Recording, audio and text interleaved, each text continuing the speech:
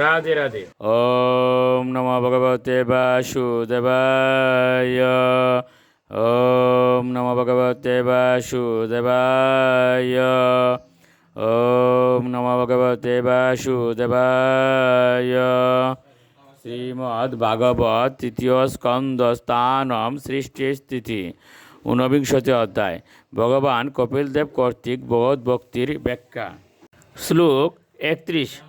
তত বর্ণাশ্চ চতারস্তেষাং ব্রাহ্মণোত্তম ব্রাহ্মণেষপি বেদজ্ঞ ই অর্থজ্ঞ অবধিকস্তত। অনুবাদ: মানুষদের মধ্যে যে সমাজ গুণ এবং কর্ম অনুসারে চতুর্বর্ণে বিভক্ত হয়েছে তা শ্রেষ্ঠ। চতুর্বর্ণের মধ্যে ব্রাহ্মণ নামক বুদ্ধিমান মানুষেরা সর্বোত্তম। ব্রাহ্মণদের মধ্যে যারা বেদ অধ্যয়ন করেছেন তারা শ্রেষ্ঠ, এবং বেদজ্ঞ ব্রাহ্মণদের মধ্যে যারা বেদের তাৎপর্য সম্বন্ধে অবগত তারা সর্বোত্তম। শ্লোক 32।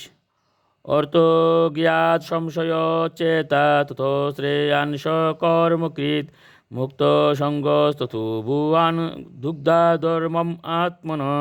অনুবাদ: বেদ তাৎপর্যবিদ ব্রাহ্মণ থেকে মীমাংসক ব্রাহ্মণ শ্রেষ্ঠ, এবং তার থেকেও শ্রেষ্ঠ হচ্ছেন স্বধর্মরত ব্রাহ্মণ। স্বধর্মরত ব্রাহ্মণ থেকে মুক্তসঙ্গ ব্রাহ্মণ শ্রেষ্ঠ, এবং তার থেকেও শ্রেষ্ঠ হচ্ছেন শুদ্ধ ভক্ত, যিনি কোনো ফলের প্রত্যাশা না করে ভগবত ভক্তি সম্পাদন করেন। শ্লোক 33। তস্মাৎ ময়ির্পিতা শেষ ক্রিয়ার্তাত্মা নিরন্তর ময়ির্পিতাত্মন পুংস ময়ি সমস্ত কর্মণ ন পশ্যামি পরম ভূতম অকর্তসমদর্শনাৎ। অনুবাদ: অতএব আমাকে ছাড়া অন্য আর কোনো কিছুতে যে ব্যক্তির আকর্ষণ নেই, এবং তাই যিনি তার সমস্ত কর্ম, তার জীবন, তার সব কিছু আমাকে নিবেদন করে অব্যবহৃতভাবে আমার শরণাগত হয়েছেন, সেই প্রকার কর্তৃত্বাভিমান শূন্য সমদর্শী পুরুষ থেকে কোনো জীবকে আমি শ্রেষ্ঠ দেখতে পাই না। শ্লোক 34। মনসৈতানি ভূতানি প্রণমেদ বহুমানয়ন ঈশ্বর জীব কলয়া প্রবিষ্ট ভগবানিতি। অনুবাদ: এই প্রকার আদর্শ ভক্ত সমস্ত জীবেদের শ্রদ্ধা নিবেদন করেন, কারণ তিনি দৃঢ় বিশ্বাস সহকারে জানেন যে পরমেশ্বর ভগবান পরমাত্মা এবং নিয়ন্তা রূপে প্রতিটি জীবের শরীরে প্রবেশ করেছেন। শ্লোক 35।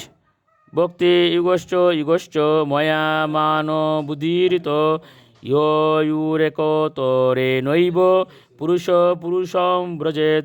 অনুবাদ: হে মাতো, হে মনুকন্যা, যে ভক্ত এইভাবে ভগবত ভক্তি এবং অষ্টাঙ্গ যুগে সাধন করেন তিনি কেবল ভক্তির দ্বারাই পরমেশ্বর ভগবানের পরম ধাম প্রাপ্ত হতে পারেন। রাধে রাধে।